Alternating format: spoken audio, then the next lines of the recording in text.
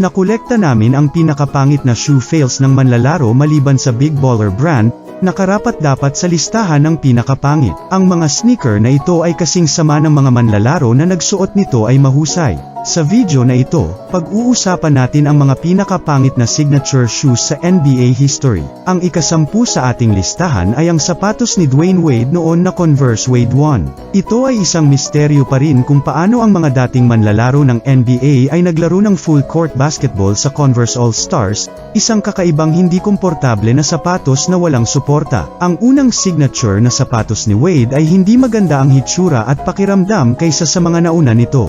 Ang hitsura ng sneaker ay napetsahan sa paglabas na nagpapakilala sa malupit na panlalaking aesthetic noong unang bahagi ng 20s. Pinasinungalingan ng black on red color scheme ang aktwal na disenyo, nakahawig ng isang bagay na natagpuan sa isang hindi natapos na H.R. Geiger sketchbook. Ang ika-9 ay ang Dada Spreewells. Ang sapatos na ito ay maaari lamang umiral sa unang bahagi ng 20s Milo. Ang aesthetic at artistikong madilim na panahon na ito ay gumawa ng ilang kasuklam-suklam na pagpipilian sa estilo. Si Spreewell ay sikat sa isang idgaf na saloobin, na sumikat sa pakikipagtulungang ito sa mga sapatos ng Dada, na isinasama ang sikat na umiikot na rim ng kotse sa disenyo ng sapatos. Kung hindi sineseryoso ng mga sapatos at ng mga nagsuot nito, madali itong makita bilang isang artifact mula sa panahon ng Dada ni Marcel Duchamp. Sa kasamaang palad, nagkamali kami ng Dada. Ang ika-8 sa ating listahan ay ang Nike Air Zoom Flight 5. Ginawa noong unang stint ni Jason Kidd sa Dallas Mavericks, isinama sa mga sipa na ito ang color scheme ng kanyang maagang Mavs jersey. Nakakatuwang makita ang Nike na kasosyo ang point guard sa unang bahagi ng kanyang Hall of Fame career, na nagpapakita ng foresight sa magiging tastemaker na si Kidd na bilang isang manlalaro, hindi isang coach. Sa kasamaang palad, ang signature gesture ng sapatos, ang metallic,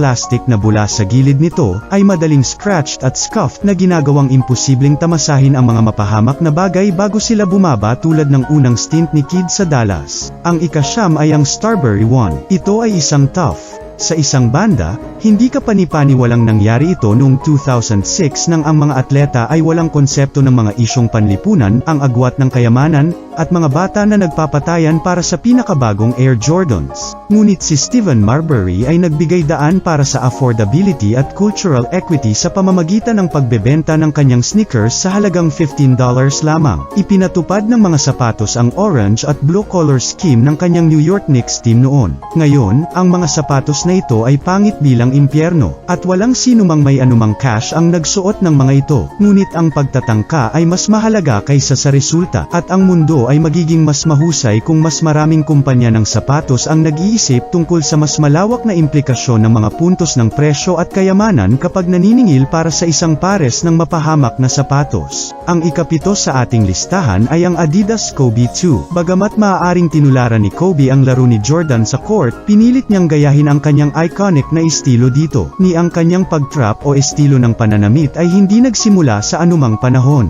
Sa panahon ng Escalades at Hummers na nangingibabaw sa mga paradahan ng strip club, naglabas si Kobe ng isang signature na sapatos na kahawig ng isang aluminum tank. Ang parang shell na Kobe 2 ay kasing pangit ng magandang laro ni Kobe. Kung ang avant-garde designer na si Rick Owens ay inilabas ito ngayon bilang isang eskultura o isang sapatos, sila ay mataas ang demand. Ngunit bilang isang bagay na isinusuot mo kapag sinubukan mong pindutin ang isang fallback, turn around o jump shot, ang mga ito ay walang silbi bilang isang screen door sa isang submarino. Ang ika-6 ay ang Bryant Reeves Warner Brothers. Dapat ay nabulag ang Warner Brothers ng mga dollar signs mula sa tagumpay ng Space Jam ng Jordan nang pumirma sila kay Bryant Reeves aka Big Country sa isang shoe deal. Si Reeves ay hindi lahat ng Jordan, earthbound, mabagal, at puti. Hindi kailanman tinupad ni Reeves ang pagsingil ng isang taong nagkakahalaga ng isang deal ng sapatos nang siya ay nag-average lamang ng 12.5 na puntos bawat laro at 6.9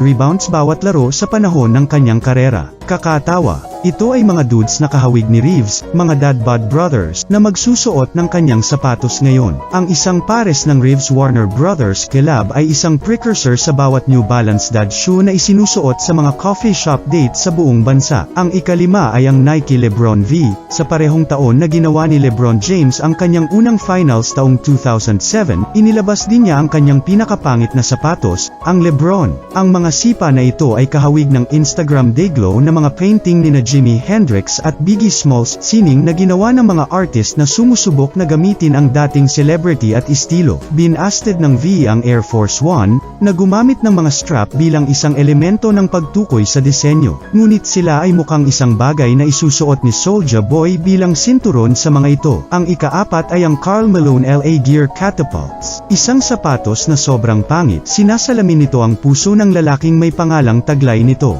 Si Karl Malone ay isang all-time na piraso ng chest, pati yung sapatos niya. Ang makapal na basura na ito ay naglalaman ng lahat ng pangit sa kaluluwa ng mailman na kasuklam-suklam at kasuklam-suklam. Ang ikatlo sa ating listahan ay ang Reebok 13, hari ng espiritual na ninuno sa shutter shades ng Kanye West. Ang mga sapatos na ito ay gumamit ng matatalim na linya sa gilid ng sapatos para sa isang texture na pakiramdam. Si Iverson ay nagkaroon ng ilang all-time bangers noong panahon niya sa Reebok, lalo na ang kanyang unang signature na sapatos, ang Reebok Question. Ngunit ang Anwar Reebok 13 ay sumasalamin kung saan si Iverson ay nasa kanyang karera noong 2009, lumampas sa kanyang kalakasan at medyo nawala ang kanyang impluensya. Ang ikalawa sa ating listahan ay ang Joakim Noah Le Coq Sport of 2007. Ang mga kicks na ito ay napakapangit kahit na si Joakim Noah ay tinanggihan ang mga ito. Ang kumpanya ng sapatos na Pranses ay nilagdaan si Noah sa isang 6 na taong $6 million na deal noong 2007. Inaangkin ni Noah na ninakawan nila siya ng higit sa $1.65 million.